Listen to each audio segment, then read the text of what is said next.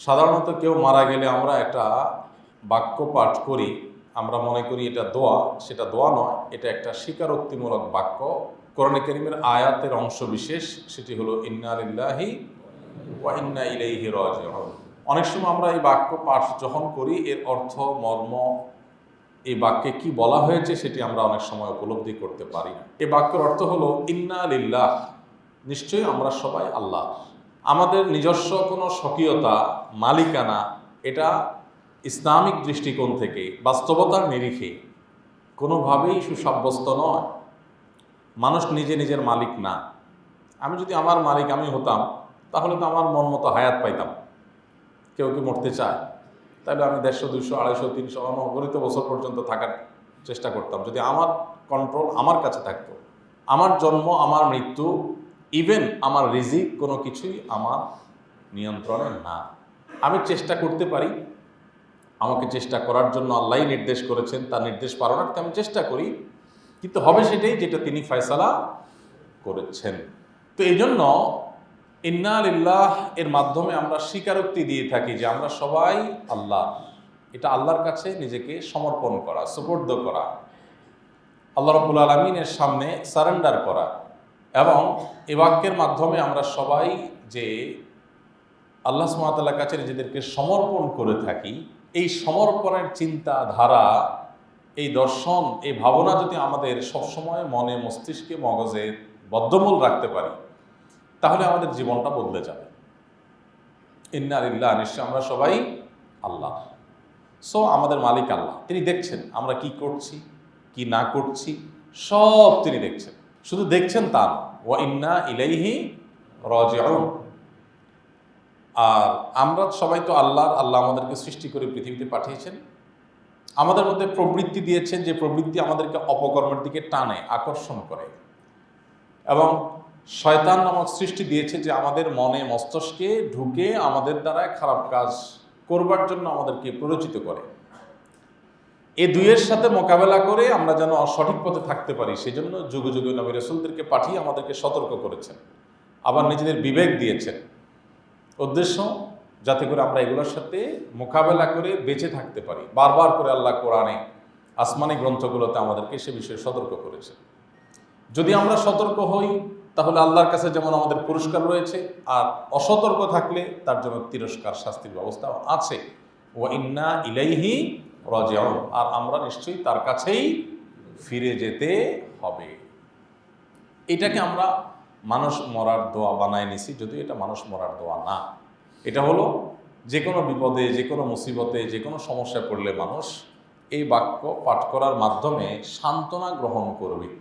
আল্লাহ সুবহানাহু ওয়া তাআলা কোরআনে কারীমে বলেছেন, ওয়াল্লাযীনা ইযা আসাবাতহুম মুসিবাহ ক্বালু, আর ঈমানদারদের, নেককারদের বৈশিষ্ট্য হলো তারা যখন কোনো বিপদে পড়বে তখনই তারা বলবে ইন্না লিল্লাহি ওয়া ইন্না ইলাইহি রাজিউন।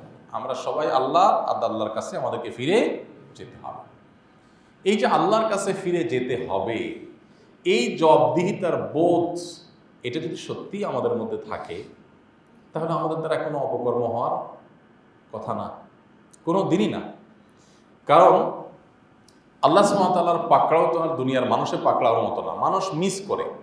আমি প্রচলিত আইন, প্রচলিত নিয়ম, প্রচলিত আপনার সংবিধান, এগুলোর বিরোধী কোনো কাজ করলে আমার পানিশমেন্টের মুখোমুখি হতে পারে, কিন্তু নাও হতে পারে। কারণ যারা আমাকে পানিশমেন্ট দিবে তাদের চোখে ধুলি দেওয়া সম্ভব হতে পারে, তারা নাও দেখতে পারে, নানান সম্ভাবনা আছে। কিন্তু আল্লাহ রাব্বুল আলামিনের, মহান সৃষ্টিকর্তা আল্লাহ রাব্বুল আলামিনের এখানে তো ফাঁকি দেওয়ার কোনো স্কোপ নাই। তিনি তো সকল ত্রুটি বিচ্ছুতির ঊর্ধ্বে, তিনি বসীর, সব কিছু দেখেন, সামিয়া, সব কিছু শুনেন, তিনি লতিফ, সূক্ষ্মাতি সূক্ষ্ম। আমরা আজকাল সায়েন্স টেকনোলজির উন্নতির এই সময় সৃষ্টি জগতের অনেক সূক্ষ্মাতি সূক্ষ্ম বিষয়ের ইনফরমেশন আমরা জানি। আমরা বাতাসের গতি, বাতাসের পরিমাপ, আমরা আগুনের তাপের পরিমাণ, আমরা অনেক কিছু মাপতে পারি। আমরা মানুষ আল্লাহ সৃষ্টি হয়ে যদি আল্লাহ সৃষ্টি জগতের সূক্ষ্মাতি সূক্ষ্ম অনেক বিষয় পরিমাপ করার থিওরি, পরিমাপ করার মতো টেকনোলজি যদি আমরা আবিষ্কার করতে পারি, তো আমার এই মস্তিষ্ক হাজার লাখ কোটি অগণিত মানুষ এবং এই মহাসৃষ্টি জগতের মহান সৃষ্টিকর্তা যিনি, মালিক যিনি, তিনি কতটা সূক্ষ্মাতিসূক্ষ্ম হবেন। লতিফ, আল্লাহর এই গুণবাচক নামের অধীনে তার সবকিছুই আছে। সো আল্লাহর কাছে তো ফাঁকি দেওয়ার কোনো স্কোপ নাই। ফাঁকি দেওয়ার কোনো স্কোপ থাকলে ঠিক আছে, কিছু করে ধামাচাপা দিয়ে দিলাম, আবার কিছু করে টোরে, সেটা একটা পার পাওয়ার রাস্তা ছিল, কিন্তু সে রাস্তা নাই। যেহেতু সে রাস্তা নাই, তিনি সব কিছুকে হাজির করবেন। ফামাইয়া আমাল মিসকালা যাররাতিন খায়রান ইয়ারা ওয়া মান ইয়ামাল মিসকালা যাররাতিন শাররান ইয়ারা। যারা পরিমাণ ভালো কিছু করলে সেটার যেমন আল্লাহ তাআলা সংরক্ষণ করবেন, তার পুরস্কার যেমন আল্লাহ দিবেন, আবার যারা পরিমাণ খারাপ কিছু করলে তার তিরস্কারের মুখোমুখি আল্লাহ তাআলা করবেন। মিস হওয়ার কোনো সুযোগ নেই, কোনো সুযোগ নেই। তো এই বিশ্বাস, এই চেতনা, এটা যদি একজন মুসলিম হিসাবে আসলে আমার মধ্যে থাকে, তাহলে আমার দ্বারা কোনোদিন অপকর্ম হওয়া সম্ভব না। হ্যাঁ, অপকর্ম হতে পারে, অপকর্ম হওয়ার সাথে সাথে সেটা প্রায়শ্চিত্ত করতে শুরু করবো আমি, যে আল্লাহ এখনো নাকের ডগা নিঃশ্বাস আছে, মৃত্যুর আগ পর্যন্ত অপশন আমার কাছে, বল আমার কোর্টে। আমি চাইলে সমস্ত ভুলগুলোকে শোধরাতে পারি, চাইলে সমস্ত ত্রুটিগুলোকে সংশোধন করতে পারি, চাইলে প্রতিটি অন্যায় থেকে আমি ফিরে আসতে পারি। সে অপশন আল্লাহ রেখেছেন। এমন কোনো অন্যায় আল্লাহ তাআলা পৃথিবীতে রাখেন নাই যে অন্যায় থেকে মানুষ মৃত্যুর আগে প্রায়শ্চিত্ত করবার অপশন নাই। এমন কোনো অন্যায় নেই। প্রত্যেকটা অন্যায়, প্রতিটা অপরাধ, প্রতিটা গুনাহ এবং পাপের কাজ, এটা থেকে মানুষ জীবদ্দশায় নাকের ডগা নিঃশ্বাস যতদিন আছে, তিনি চাইলে ফিরে আসার, তওবা করার এবং এটার যে দায় আখিরাতে তাকে বহন করতে হতে পারে, সেটা থেকে মুক্তি লাভের উপায় তিনি অবলম্বন করতে পারেন। অপশন খোলা আছে। অতএব আল্লাহর সবচেয়ে বড় নেয়ামত তো এটি যে আমার এখনো নাকের ডগা নিঃশ্বাস আছে, আমি মরি নেই, আমার চোখ দুটি এখনো চিরতরে বন্ধ হয়নি। সো আমি এখনো পর্যন্ত সমস্ত ভুলগুলোর বিহিত করে আল্লাহর কাছে সাক্ষাৎ করতে পারি, যেন সেখানে আমার জবাবদিহিতার মুখোমুখি হতে না হয়। এই জন্য ইমানের 6টি যে গুরুত্বপূর্ণ রোকন বা স্তম্ভ আছে, এর মধ্যে গুরুত্বপূর্ণ একটি স্তম্ভ হলো আখিরাতের প্রতি ঈমান, বিচার দিবসের প্রতি ঈমান। এই বিশ্বাস মানুষকে সঠিক পথে পরিচালিত করে। এই বিশ্বাস মানুষকে অন্যায় থেকে বাঁচিয়ে রাখে। কেউ দেখছে না, আল্লাহ তাআলা দেখছেন। এই চেতনা তাকে দুনিয়ার শত সহস্র সিসি ক্যামেরা যতটা তাকে মনিটর করতে পারে, এই চেতনা তাকে তার চাইতে বেশি মনিটর করতে পারে। এই জন্য এই চেতনা, এই বিশ্বাস সত্যিই যার মধ্যে আছে, এই লোকটাকে দেখবেন কারোর পাহারাদারি করার প্রয়োজন নেই। তিনি নিজে নিজের পাহারাদার। তাকে দিয়ে অন্যায় করানো সম্ভবপর হয় না। আমাদের আশেপাশে এরকম মানুষের সংখ্যা কম থাকলেও, অল্প স্বল্প হলেও আছে। আমরা আশেপাশে তাকালে দেখতে পাবো অনেক মানুষ এমন আছে যে পৃথিবী উল্টিবে, কোনোদিন তার দ্বারা অন্যায় কাজ জ্ঞাতসারে তার দ্বারা করানো সম্ভব না, কারণ তিনি জানেন কেউ না দেখলেও আল্লাহ তাআলা দেখছেন। আমরা নামে মুসলমান হলেও এই আখিরাতের প্রতি ঈমান বা ঈমান বিল ইয়াউমিল আখির, এটাকে আমাদের প্রতিনিয়ত নবায়ন করা দরকার, প্রতিনিয়ত নবায়ন করা দরকার। আপনি যদি কোরআনে কারীমের শুরু থেকে শেষ পর্যন্ত পড়েন, দেখবেন বারবার আল্লাহ রাব্বুল আলামিন এই বিষয়টাকে আমাদেরকে সতর্ক করেছেন, আমরা যেন সতর্ক হই, আমরা যেন প্রতিনিয়ত আত্মসমালোচনা করে করে আগাই যে আমি ঠিক কোন জায়গায় দাঁড়িয়ে আছি। আমাকে আল্লাহর সামনে দাঁড়াতে হবে এবং জীবনের সমস্ত কাজের হিসাব দিতে হবে। একটা ছোট বড় কাজ নাই যার হিসাব দেওয়া ছাড়া আমি চলতে পারবো। সো আমি এখন থেকে সেই চেতনা লালন করে চলব। যারা নাস্তিক বা যারা কোনো ধর্মে বিশ্বাসী নয়, যারা লজিক পূজারী, আমরা আল্লাহর গোলাম, তারা তথাকথিত নিজের যুক্তির গোলাম, এই মানুষগুলোর একটা আখিরাতের প্রতি ঈমান, বিচার দিবসের প্রতি ঈমানের ব্যাপারে তাদের একটা সংশয়ের জায়গা আছে বা তাদের একটা আপত্তির জায়গা আছে। যারা অস্বীকার করে, তারা বলে যে মানুষ মরে গেলে আমরা দেখি পচে গলে মাটির সাথে মিশে যায়, আবার এদেরকে পুনরায় সৃষ্টি করবে কিভাবে। আল্লাহ কোরআনে কারীমে এই বিষয়ে পৃষ্ঠায় পৃষ্ঠায় আলোচনা করেছেন এবং তাদের এই যুক্তি খণ্ডন করেছেন। আল্লাহ সুবহানাহু ওয়া তাআলা বলেছেন, আল্লাহ যখন তোমাদের সৃষ্টি করেছিল, তোমরা যে মাতৃগর্ভে এসেছ, সেখান থেকে দুনিয়াতে এসেছ, তোমাদের কোনো দৃষ্টান্ত আগে পৃথিবীতে ছিল? একজন মানুষ যখন দুনিয়াতে মাতৃগর্ভ হয়ে দুনিয়াতে আসে, তখন এই আসার আগে পৃথিবীতে তার কোনো নাম, নিশানা, আলামত, কুলু কোনো কিছু ছিল না। আল্লাহ সুবহানাহু ওয়া তাআলা কোরআনে বারবার বলেছেন যে আল্লাহ তোমাদেরকে অস্তিত্বহীনতা থেকে, শূন্য থেকে সৃষ্টি করেছেন। আগে কোনো ক্লু ছিল না, সেখান থেকে সৃষ্টি করেছেন। এরপরে তোমার এত বড় একটা দেহ, এটা পচে গলে যাক, আগুনে পুড়ে যাক, পানিতে গলে যাক, কোনো হিংস্র প্রাণীর পেটে চলে যাক, তার শরীরের সাথে মিশে যাক, যাই হোক, তোমার দেহাবশেষ এটা তো কোনো একটা পর্যায়ে আছে, সেটা মাটি হয়ে যাক আর যাই হয়ে যাক।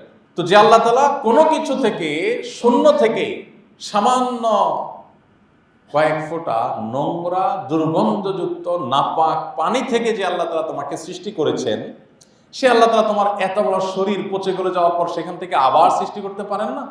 তুমি যদি যুক্তিতেই বিশ্বাস করো, তাহলে তোমার যুক্তিই তোমাকে বলবে এটা একেবারেই স্বাভাবিক এবং খুবই সম্ভব একটা বিষয়। দ্বিতীয়ত, মানুষ সৃষ্টি হয়ে যদি স্রষ্টার কাজগুলোকে, মহান আল্লাহর কাজগুলোকে তার নিজের কাজের সাথে তুলনা করে, এটা হবে সবচেয়ে বড় মূর্খতা এবং অজ্ঞানতা। যা আমার কাছে একটা জিনিস মনে হচ্ছে অসম্ভব, তাহলে সেটা অসম্ভব, এটা হাস্যকর। আমার কাছে যেটা অসম্ভব মনে হচ্ছে এটাই অসম্ভব হবে এমন কোনো কথা নেই। আমি যেটাকে অসম্ভব মনে করছি বাস্তবে সেটা কয়েকবার সম্ভব হতে পারে। আমার বিবেক, আমার টেকনোলজি সে পর্যন্ত কাজ করছে না। দেখুন, এখন আমরা বিদ্যুৎ আবিষ্কারের পর সুইচ এক জায়গায় থাকে, ফ্যান আরেক জায়গায় থাকে, আমরা সুইচ টিপ দেই আর ফ্যান চলাচল শুরু হয়। বিদ্যুৎ যখন আবিষ্কার হয়নি, ধরা যাক এখন থেকে 200 বছর 300 বছর আগের পৃথিবীতে মানুষ যারা ছিল, তাদেরকে যদি বলা হতো যে এখানে ওয়ালে তুমি আঙ্গুল দিয়ে শুধু ধরবা আর ওই কোনায় 3টা ওই যে পাখা আছে, এটা ঘোরা শুরু করবে। যদি এরকম কোনো কনসেপ্ট মানুষকে বলা হতো, পাখা তো ছিল না, যদি বলা হতো যে ওখানে একটা জিনিস থাকবে বিশাল বড়, তুমি শুধু ওয়ালে এখানে আঙ্গুল দিবা আর ওটা ওখানে ঘোরা শুরু হয়ে যাবে, এটা যদি 200 বছর আগের কোনো মানুষকে, পৃথিবীর মানুষকে বলা হতো, সারা বিশ্বের সব মানুষ একযোগে আপনার বিরুদ্ধে ফতোয়া লিখত যে এই লোককে পাবনার মেন্টাল হসপিটালে ভর্তি করানো হোক। বলতো কি বলতো না? কথা বুঝেন নাই? কেন বলতো? কারণ তখনকার টেকনোলজি যতটুকু ছিল, সেই টেকনোলজি, এই যে আপডেট টেকনোলজি যেটা পরে আসছে, এই টেকনোলজি তারা জানতো না যে বৈদ্যুতিক লাইনের মাধ্যমে এটা সম্ভব। তারা যেহেতু জানতো না, এই জন্য তাদের কাছে এটা মনে হতো অসম্ভব, হাস্যকর, হাউ ফানি, কি বলে, পাগল নাকি, এটা আবার কিভাবে সম্ভব, বোকা নাকি? তাহলে 200 বছর পরের টেকনোলজি 200 বছর আগের মানুষ ধরতে না পারার কারণে যদি পাগল বলে, আর আদতে সে পাগল, যে টেকনোলজি সম্পর্কে না জানার কারণে এটাকে পাগলামি বলছে, তার অজানা বিষয়ের কারণে সেটাকে অস্বীকার করে বসছে। এখন তো ধরেন এমন এমন টেকনোলজি চলে আসছে, ভয়েস কমান্ডের মাধ্যমে সবকিছু চলে এখন, তাই না? ভয়েস কমান্ডের মাধ্যমে সবকিছু হয় না?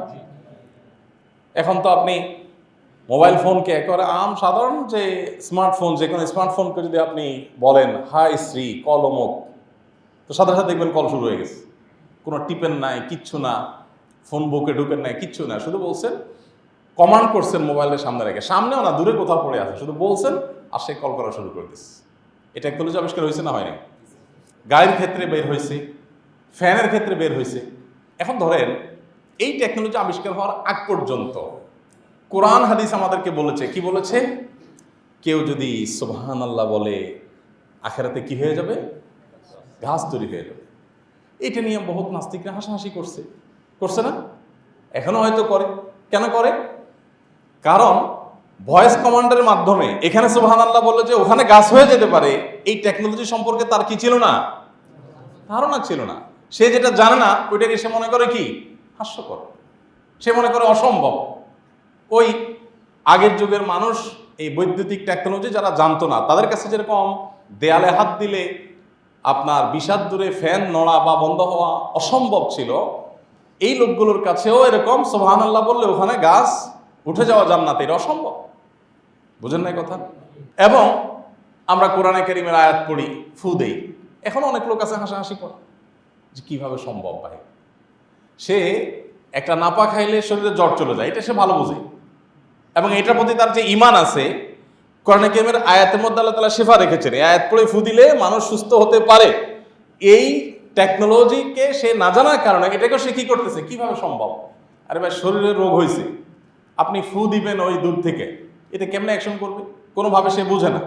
আপনি এখানে বসে নেকামল করবেন, ওদিকে জান্নাত আপনার প্রাসাদ হতে থাকবে, দালান কোটা হতে থাকবে, অনন্তকালে ব্যবস্থা হতে থাকবে, কিভাবে সম্ভব? আচ্ছা, এখন টেকনোলজি ভয়েস কমান্ড এমন পর্যায়ে চলে, এখন তো আর ভয়েস কমান্ডের যুগে নাই, এখন পৃথিবী আরো আপডেট জায়গায় চলে আসছে।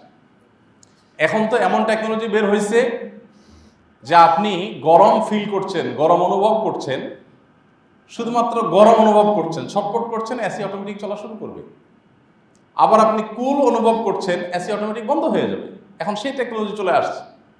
তাহলে আল্লাহ রাব্বুল আলামিন মানুষের অন্তরে কি চিন্তা করে সেটা আল্লাহ তাআলা জানেন, এই জিনিসটা কি যৌক্তিক না অযৌক্তিক? মানুষের টেকনোলজি যদি এতটুকুকে সহজ করতে পারে, বের করতে পারে, তাহলে মানুষের সৃষ্টিকর্তার টেকনোলজির চাইতে কত অগণিত গুণ বেশি আপডেট থাকবে, সেটা বলার কোনো অপেক্ষা রাখে? কিন্তু যার এটা বুঝে আসে না, সেটা নিয়ে হাসাহাসি করবে। পরকালের প্রতি বিশ্বাসের যে ব্যাপারটা আছে, এটা অনেকটা এরকম যে পরকালের প্রতি বিশ্বাসকে যারা অস্বীকার করে, তাদের চিন্তা হলো, তাদের যুক্তি হলো যে এটা কিভাবে সম্ভব, আমরা তো মরে পচে গলে শেষ হয়ে যাবো, আবার আল্লাহ তাআলা কিভাবে আমাদেরকে সৃষ্টি করবেন? তাহলে বোঝা গেল আমি যে টেকনোলজি সম্পর্কে জানি না, সে আপডেট টেকনোলজিকে অস্বীকার করা, এটা আমার মূর্খতা এবং অজ্ঞানতা ছাড়া আর কিছু না। তো আল্লাহ রাব্বুল আলামিনের কাছে জবাবদিহিতার এই বোধ যেন আমাদের মধ্যে থাকে, সেজন্য আল্লাহ বলেছেন, ইয়া আইয়ুহাল্লাযীনা আমানু, হে ঈমানদারগণ, ইত্তাকুল্লাহ, তোমরা আল্লাহর ভয় সদা জাগরুক রাখো অন্তরে, তাকওয়া অবলম্বন করো, আল্লাহকে ভয় করো, সতর্ক থাকো। যাই করো না কেন আল্লাহ সুবহানাহু ওয়া তাআলা সব কিছু দেখছেন, সব উপস্থিত করবে। দেখুন 1400-1450 বছর আগে যখন কোরআনে এই সমস্ত আয়াত নাজিল হয়েছিল, যে মানুষের কি কাজ করে না করে এই সব আল্লাহ তাআলা কিয়ামতের ময়দানে তাকে দেখাবেন এবং সব কিছু উপস্থিত করবেন। যখন এই ক্যামেরা আবিষ্কার হয় নাই, ভিডিও করার এই টেকনোলজি আবিষ্কার হয়নি, তখন মানুষের জন্য এটা বোঝা কত কঠিন ছিল না? এখন তো দিনের আলো মতো পরিষ্কার যে কিভাবে আল্লাহ তাআলা করবেন, তাই না? মানুষের কর্মকাণ্ড, ভালো মন্দ, এগুলোকে আল্লাহ পরিমাপ করবেন। কোরআনে আল্লাহ বলেছেন, কিয়ামতের ময়দানে আমি মানুষের আমল পরিমাপ করার যন্ত্র স্থাপন করব, টেকনোলজি রাখবো। এখন মানুষের কাজ আবার কিভাবে মাপে? ভালো কাজ, মন্দ কাজ, নামাজ 4 রাকাত পড়লো আর একজন চুরি করলো, এই দুটাকে মাপবে কিভাবে? মাপার যন্ত্রটা আবার কোত্থেকে আসবে? এখন মানুষ এমন এমন জিনিসপত্র মাপছে যেগুলো এই পরিমাপ যন্ত্র আবিষ্কার করার আগে পৃথিবীর মানুষ কল্পনাও করতে পারে না যে এগুলো আবার মাপা যায়। বাতাস আবার মাপা যায়, গায়ের জ্বর আবার মাপা যায়, এগুলো মানুষ চিন্তা করছে? ভাবেও নাই মানুষ কোনো।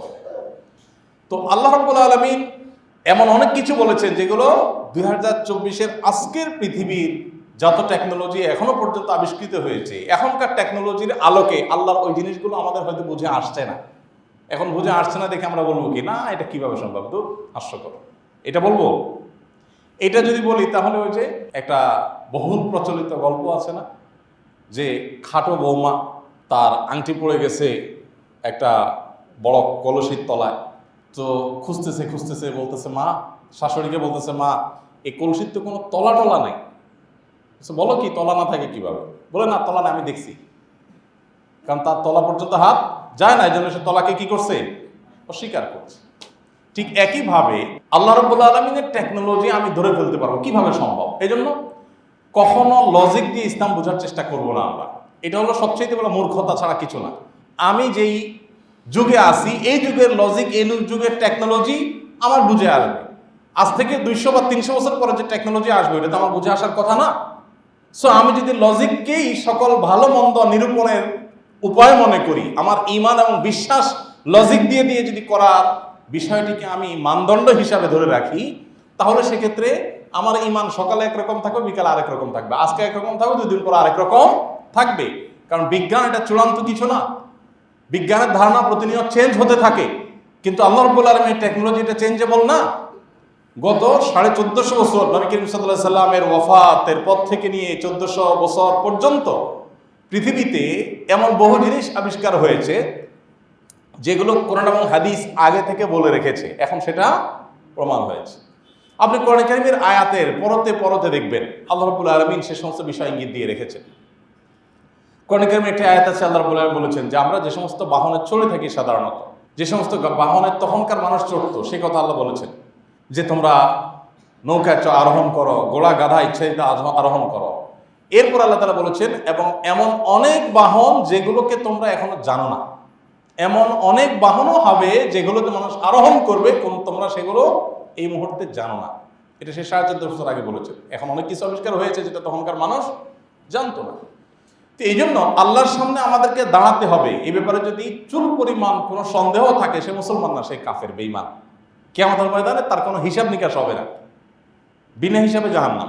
কারণ যাদের আল্লাহর প্রতি কোনো ঈমান নেই, ঈমানের যে মৌলিক বিষয়গুলো আছে এগুলোর প্রতি কারো অবিশ্বাস থাকে বা সন্দেহ থাকে, এই ব্যক্তি কাফেরের খাতে থাকবে এবং অবিশ্বাসী হওয়ার কারণে অবিশ্বাসের জীবনে সে ভালো করেছে না মন্দ করেছে, কতটুকু ভালো করেছে কতটুকু, এসব মাপজব হবে না, কারণ তার অনন্তকালের জাহান্নামই চূড়ান্ত ঠিকানা। এই জন্য ভাইরা, একজন মুসলিম হিসাবে আল্লাহর কাছে জবাবদিহিতার বোধ আমাদের থাকা উচিত। আমরা প্রতিনিয়ত যত কাজ করি, এই কাজগুলোর এজন্য ইসলাম আমাদেরকে আত্মসমালোচনা করতে বলে। আল্লাহ তাআলা বলেছেন, ইয়া আইয়ুহাল্লাযীনা আমানুত্তাকুল্লাহ ওয়াল তানজুর নাফসুম মা কাদ্দামাত লিগাদ। হে ঈমানদারগণ, তোমরা আল্লাহকে ভয় করো এবং প্রত্যেকটা মানুষ আগামীকাল অর্থাৎ মৃত্যু পরবর্তী সময়ে আল্লাহর সামনে কি সে নিয়ে দাঁড়াবে এটার দিকে যে যেন একটু তাকায়, তার আমলনামার দিকে যেন সে একটু দৃষ্টিপাত করে যে আমার আমলনামা কি আছে, আল্লাহর কাছে আমি কি নিয়ে যাব, এই জবাবদিহিটা সে যেন নিশ্চিত করার চেষ্টা করে। এবং আল্লাহ রাব্বুল আলামিন বলেছেন, ওয়াত্তাকুল্লাহ ইন্নাল্লাহা খাবীরুম বিমা তা'মালুন। আল্লাহকে ভয় করে চলো, তোমরা যা কিছু করো তার সব আল্লাহ তাআলা জানেন, এমন কিছু নাই যেটা আল্লাহ তাআলা জানেন না। ঠিক একইভাবে আল্লাহ রাব্বুল আলামিন আরো বলেছেন, ইন্নাল্লাযীনা তাকাউ, নিশ্চয় যারা মুত্তাকি তাকওয়া অবলম্বন করেছে, ইযা মাসসাহুম তা'iফুম মিনাশ শাইতানি তাযাক্কারু, তাদেরকে শয়তান যখন পেয়ে বসে, তাদের দ্বারা কোনো খারাপ কাজ হয়ে যায়, মন্দ কাজ হয়ে যায়, সাথে সাথে তারা সতর্ক হয়ে যায়, আল্লাহর কথা স্মরণ হয়ে যায়, আল্লাহর সামনে আমাকে দাঁড়াতে হবে। ফাইদা হুম মুবসিরুন, তখন তাদের চোখ দৃষ্টিশক্তি খুলে যায় এবং তারা সতর্ক হয়ে যায়। ওমর রাদিয়াল্লাহু তাআলা আনহু বলেছেন, ঐতিহাসিক তার একটি বক্তব্য আছে, একটা উক্তি আছে, হাসিবু ক্বাবলা আন তুহাসাবু, আল্লাহর সামনে তোমাদের সবাইকে জবাবদিহি করতে হবে, তার আগে নিজের জবাবদিহি নিজে করে নাও, নিজের হিসাবটা নিজে একটু মিলায় রাখো, যেহেতু আল্লাহর সামনে তোমাকে হিসাব দিতে হবে। কিয়ামতের ময়দানে যে হিসাব দিতে হবে তার আগে দুনিয়াতে আমরা হিসাব মেলানো উচিত। আমরা যেরকম কোনো জায়গায় চাকরি করলে, ক্যাশের দায়িত্বে থাকলে আমরা একটু পরপর ক্যাশ মেলানোর চেষ্টা করি, কারণ আমাকে দিন শেষে এটা হিসাব বুঝিয়ে দিতে হবে। সো আমি একটু পরপর মেলাবার চেষ্টা করি যে আমার ক্যাশ এটা বেচা কেনার সাথে, আমার আয় ব্যয়ের সাথে এটা মিল আছে কি নেই। ঠিক একইভাবে তিনি বলেছেন যে তোমরা আল্লাহর কাছে জবাবদিহিতার মুখোমুখি হওয়ার আগে নিজেরা নিজেদের হিসাব করে নাও। ওয়াজিনু আনফুসাকুম ক্বাবলা আন তুজানু, এবং আল্লাহর কাছে যে পরিমাপ করা হবে তোমাদের, তার আগে নিজেদের পরিমাপ নিজেরা করে নাও। এটাকে বলা হয় আত্মসমালোচনা। এটা কি বলে ভাই? আত্মসমালোচনা। এই আত্মসমালোচনা আজ আমাদের সমাজ থেকে হারিয়ে গেছে। আমরা সবাই সামনে পাম্পট্টি শুনতে খুব পছন্দ করি, যে আমার তারিফ করা হবে, বাহবা দেওয়া হবে, নারায় তাকবীর দেওয়া হবে, এগুলো শুনতে আমাদের খুব ভালো লাগে। আমার কোনো ত্রুটি, আমার কোনো বিচ্যুতি, এটা আমরা স্মরণও করতে চাই না, এটা আমরা শুনতেও চাই না। যার কারণে আমাদের ওই যে অবস্থার উপর আমরা থাকি সে অবস্থা নিয়ে আমাদেরকে দুনিয়া থেকে চলে যেতে হয়, অবস্থার পরিবর্তন হয় না। আত্মসমালোচনা এমন একটা কাজ, এটা প্রতিনিয়ত আমাদের করতে থাকা উচিত, বাচ্চাদেরকে অভ্যস্ত করা উচিত যে আত্মসমালোচনা করবো আমরা। আজকে একটা কাজ হলো, এই কাজ আমার ভুল কি হয়েছে, ভালো কি হয়েছে, ভালো হয়েছে আল্লাহর কাছে শুকরিয়া আদায় করে সামনে সেটাকে আরো ভালোভাবে এগিয়ে নেওয়া, মন্দ কি হয়েছে তার জন্য সমালোচনা করে নিজেকে ভৎসনা করে আমরা সেখান থেকে সরে আসবো। আমাদের যে প্রবৃত্তি, এই প্রবৃত্তি তিন প্রকার। একটা হলো নফসে আম্মারা, আমাদের প্রবৃত্তি আমাদেরকে সবসময় মন্দ কাজের আদেশ দান করে। আল্লাহর অস্তিত্ব যারা আঁচ করতে চান, অনুভব করতে চান, তাদের জন্য নফসে আম্মারা একটা বড় বিশাল বড় একটা ওয়ে। আপনার মন, আপনার প্রবৃত্তি দেখবেন সচরাচর সাধারণত ভালো কাজের প্রতি আপনাকে আদেশ করবে না। আল্লাহ যত কাজ নিষেধ করেছেন দেখবেন আপনার মন সেদিকে বেশি টানবে। এটা কি আমাদের মধ্যে আছে না নাই? জেনারেলি এটা থাকে প্রত্যেকটা মানুষের, যে তার প্রবৃত্তি মন্দ কাজের প্রতি আদেশ করে। আল্লাহ বলেছেন, ইন্নান নাফসা লাআম্মারাতুন বিসসু, নিশ্চয়ই মানুষের প্রবৃত্তি সাধারণত খারাপ কাজের অর্ডার করে থাকে, তুমি এটা করো, ওইটা করো। নিজের ঘরে পরিবার আছে, পরিবারের প্রতি টান নাই, টান বাহিরে। নিজের ঘরে হালাল জিনিস আছে, সেটার প্রতি টান নাই, টান হারামটার দিকে। নিজের পকেটে টাকা আছে, নিজের অ্যাকাউন্টে টাকা আছে, ওইটার দিকে নজর নাই, নজর হলো অন্যটার দিকে। এভাবে প্রত্যেকটা ক্ষেত্রে আপনি দেখবেন যে আমাদের প্রবৃত্তি সবসময় মন্দ কাজের দিকে টানে। তাহলে এখানে আমাকে বুঝতে হবে যে এখানে কেউ না কেউ ভেতরে টানাটানি কাজটা করছে, তার নাম ইবলিস। তার নাম কি? তা না হলে ফজর নামাজ উঠতে আমার এত কষ্ট হয় কেন? ফজর নামাজ উঠতে আমার অন্য কোনো সময় উঠতে তো আমার এত কষ্ট হয় না। দিনের বেলা ঘুমালেও তো উঠতে এত কষ্ট হয় না। 8টা-9টা বাজে যদি ঘুম থেকে উঠি তখনও তো এত কষ্ট হয় না, বাট ফজর আগে উঠতে এত কষ্ট কেন হয়? তাহলে বোঝা গেল দেয়ার ইজ সামবডি, আমাকে কেউ ভেতর থেকে কি করছে? প্ররোচনা দিচ্ছে। অস্তিত্ব আপনি আঁচ করতে পারেন, অনুভব করতে পারেন যে শয়তান বলতে কিছু একটা, কোরআন যে বারবার বলছে, সতর্ক করছে প্রতিনিয়ত, ইন্টারেস্টিং একটা বিষয় কি, কোরআনে কিন্তু বারবার শয়তানের একটা পরিচয় আল্লাহ উল্লেখ করেছেন, একটা বৈশিষ্ট্য, একটা টাইটেল আল্লাহ তাআলা দিয়েছেন। সেটা হলো শয়তানকে বলেছে যে ইন্নাহু লাকুম আদুউম মুবিন, শয়তান তোমাদের জন্য কি শত্রু? প্রকাশ্য শত্রু। দেখছেন কয়দিন? দেখছেন কখনো? তাহলে প্রকাশ্য কেমনে হলো? কোরআন বলছে বারবার শয়তান তোমাদের জন্য প্রকাশ্য শত্রু, আর আমরা জীবনে একবারও দেখিনি। কেমনে প্রকাশ্য শত্রু হলো? শয়তান প্রতি মুহূর্তে আমাদের সাথে দেখা দেয়, সারাদিনই সে প্রকাশিত হয় তার কর্মকাণ্ডের মাধ্যমে। আপনি একেবারে ঘুমাইতে গেছেন, দেখবেন সারাদিন যাই করছেন না করছেন, শুইতে গেছেন, এখন আপনার মনে চাবে একটু মোবাইল, একটু ফেসবুকটা শেষবারের মতো টিপি নিই। এই শেষবার মতো শয়তান আপনাকে দেখবেন যে কেউ একজন আপনাকে, আপনার ভেতর থেকে কেউ একজন আপনাকে বলছে, আপনার ভেতরে প্ররোচনা দিচ্ছে যে একটু দেখে নাও, 2 মিনিট দেখে রেখে দিও, এরপর দেখলেন 1 ঘন্টা হয়ে গেছে। হয় কি হয় না? একদিন হয় না, প্রতিদিন হয়। কারণ কি? কেউ, আপনি একটু খেয়াল করলে দেখবেন যে আপনার ভেতর থেকে একটা তাড়না কাজ করে, আছে না?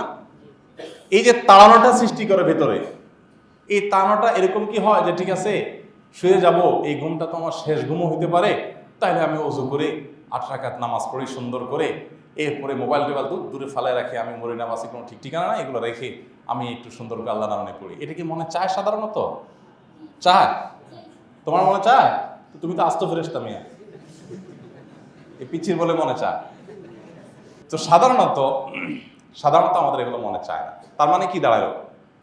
তার মানে হলো ভেতর থেকে শয়তান আমাদেরকে, আপনি ওই যে বললাম একটু আগে যে শয়তান প্রকাশ্য শত্রু কিভাবে, এই যে প্রকাশ্য দেখাচ্ছি যে সে আপনাকে, আপনি যখন ঘুমোতে যাচ্ছেন তখন আপনাকে দিয়ে সে অপকর্ম করায় নিচ্ছে।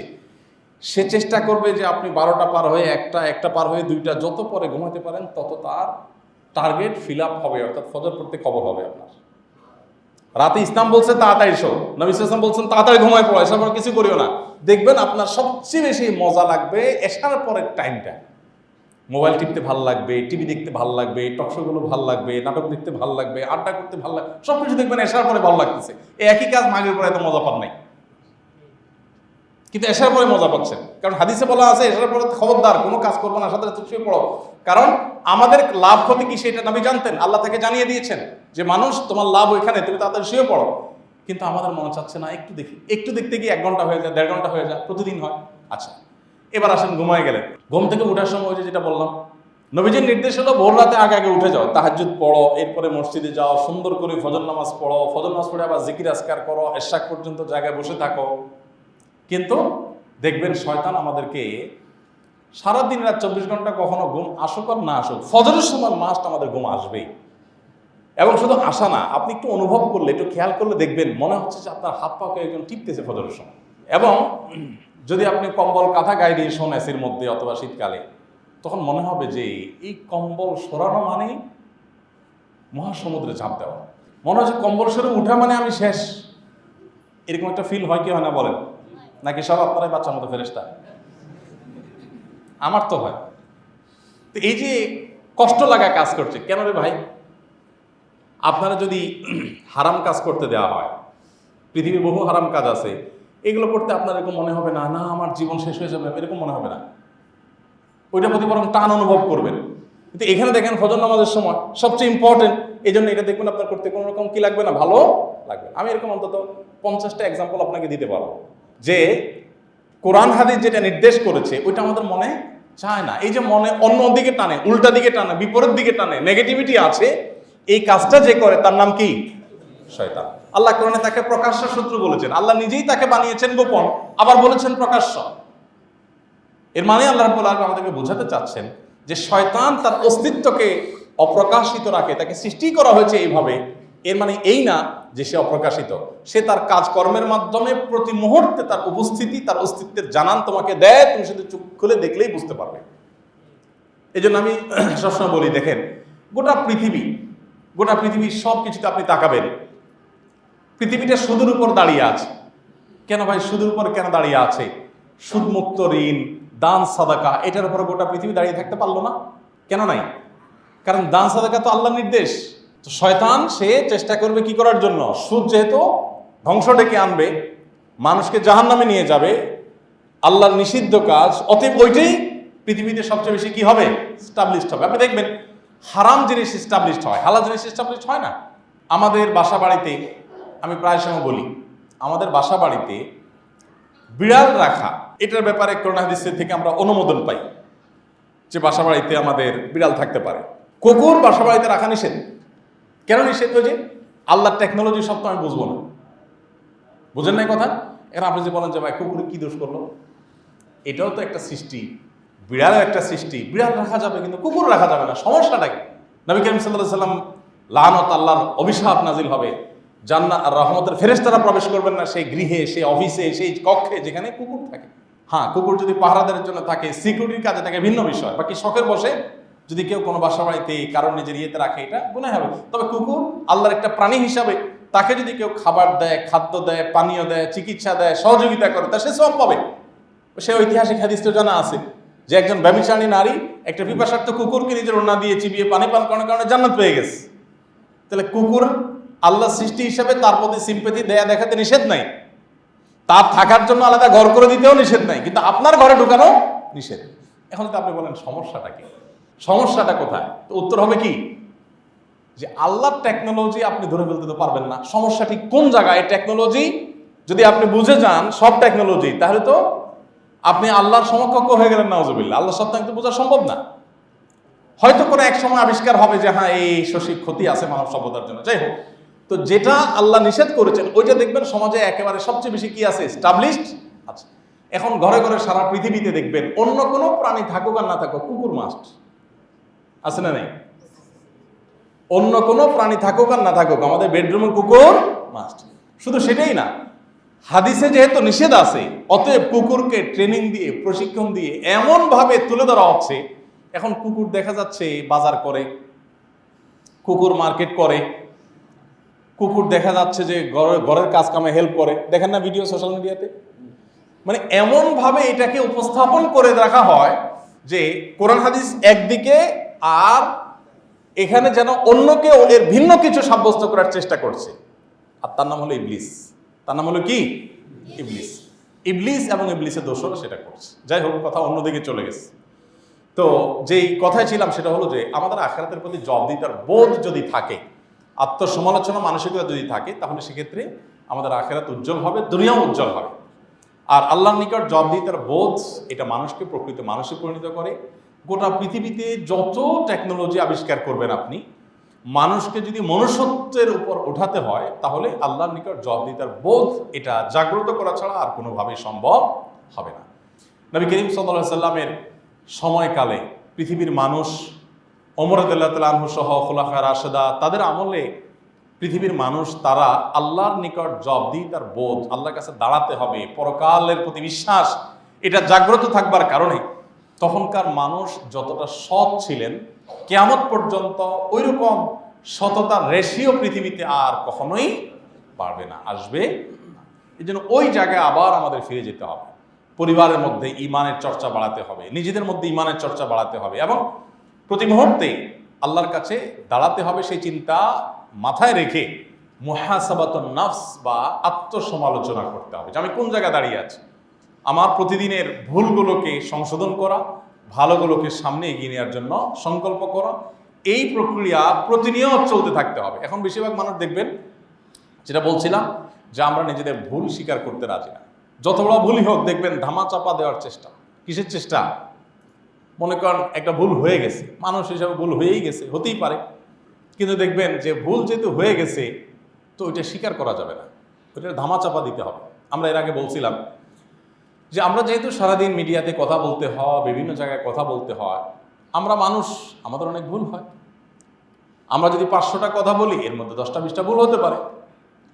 তো সেজন্য আমি আমাদের সহকর্মীদের বললাম যে আমাদের সমস্ত কথার যেহেতু ভিডিও হয়, রেকর্ড হয়, এত কথা বলি সকাল থেকে রাত পর্যন্ত। সকালে এক টিভি চ্যানেলে করে আসছি, এখন মসজিদে করতেছি, এখান থেকে আরেক টেলিভি চ্যানেল ঢুকবো, তো সারাদিন ক্যামেরার সামনে বসতেছি এবং কথা বলতেছি। এত কথা যে বলতেছে, যার কথা বেশি হয় তার ভুলও বেশি হয়।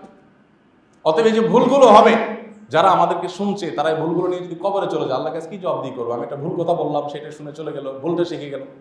এই জন্য বললাম যে আমাদের ভুলগুলোকে আলাদা ভিডিও আকারে আলাদা কেটে আমাদের ইউটিউব চ্যানেলে একটা লিস্টে একটা আলাদা প্লে লিস্ট করার জন্য, যে আমাদের ভুলগুলো সব, যাতে করে আমাদের যারা ফলোয়ার তারা দেখে নিতে পারে যে আমার কোন কোন কথাগুলো ভুল হয়ে গেছে, যেটা আমি বুঝতে পারি না, পরে আমি বুঝেছি, আমার অবস্থান আমি পরিবর্তন করেছি, এটা যেন সে শিখতে পারে। ডক্টর খন্দকার আব্দুল্লাহ জাহির রহমতুল্লাহ আলাইহি মারা গেছেন আর বহু বছর আগে, আপনারা জানেন। স্যারের একটা জীবনী গ্রন্থ বের করা নিয়ে একবার আমরা মিটিং করেছিলাম। তো সেখানে আলোচনা উঠছিল যে কিভাবে তার সে জীবনী গ্রন্থটা লেখা হবে।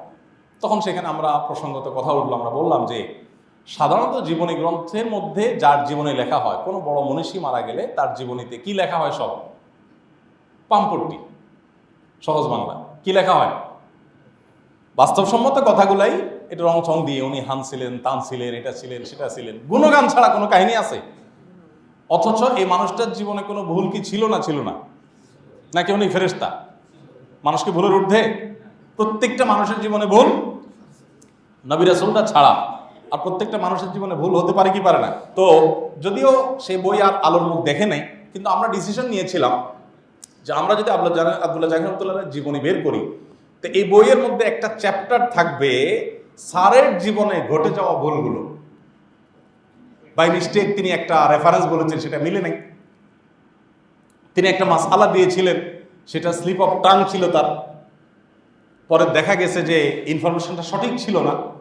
এই জিনিসগুলোকে একটা পরিচ্ছেদে আমরা চাইছিলাম যে একত্র করব। যাই হোক, সেটার আলোর মুখ দেখে নাই। আমি আমার সহকর্মীদের বলছি, আমি মরে গেলে যদি এরকম কিছু হয়, তো আমার ভুলগুলো আলাদা করে যেন লেখা হয় যে এগুলো তার ভুল ছিল। কারণ আত্মসমালোচনার ব্যাপারে ইসলাম আমাদেরকে যতটা গুরুত্ব আরোপ করেছে, তার সিকি ভাগ পর্যন্ত আমাদের জীবনে নাই। আমরা যদি কোনো পীরের মুরিদ হই, তো ওই পীরের মাথা থেকে পা পর্যন্ত সবটুকুই আমার কাছে কি? অনুসরণীয়। আমরা যদি কোনো দলের অনুসারী হই, ওই দলের অন্যায়, অকর্ম, কুকর্ম সবকিছুই আমাদের কাছে একেবারে ইয়ের মতো, রসগোল্লার মতো আমাদের কাছে মিষ্টি মনে হয়। কোনো ভুল আমাদের চোখে পড়ে না, এমন কোনো কিছু আমরা স্বীকার করি। আল্লাহ রাব্বুল আলামিন আমাদের নিজেদের ভুলগুলোকে ভুল হিসাবে স্বীকার করার তৌফিক দান করুন। ভুলকে ভুল হিসাবে স্বীকার না করা কিসের আলামত জানেন? অহংকার আলামত। নবী করিম সাল্লাল্লাহু আলাইহি ওয়াসাল্লাম বলেছেন, আল কিবরু, অহংকার হলো গামতুন নাস ওয়া বাতারুল হক। দুইটা জিনিস অহংকারের একবারে স্পষ্ট আলামত। কারণ অন্তরে অহংকার আছে কিনা দুইটা জিনিসে সেটা বোঝা যায়। তার একটি হলো মানুষের প্রতি ইগনোরিং এর মানসিকতা, মানুষকে পাত্তা না দেওয়া। কেউ কথা বলছে, একটু ভালো করে মনোযোগ দিয়ে শুনলেন না, ড্যাম কেয়ার ভাব, হ্যাঁ বলেন, তার দিকে তাকাচ্ছেন না, কথা শুনতে চাচ্ছেন না, পাত্তা দিতে চাচ্ছেন না। আবার ওইরকম শক্ত কোনো ভিতালা মানুষ আসলে আবার ঠিকই জিহুজু শুরু করতেছে। আসলে না এই চরিত্র আমাদের মধ্যে, এটা অহংকারের কারণে হয়। মানুষকে তুচ্ছ মনে করা, মানুষকে পাত্তা না দেওয়া। আরেকটা হলো সত্য অস্বীকার করা।